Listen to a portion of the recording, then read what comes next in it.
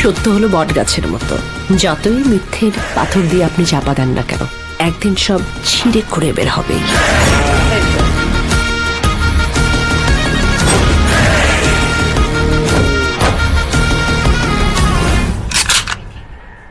গল্পে টুইস্ট লাগবে না, নাহলে পাবলিক বোর হয়ে যাবে তো।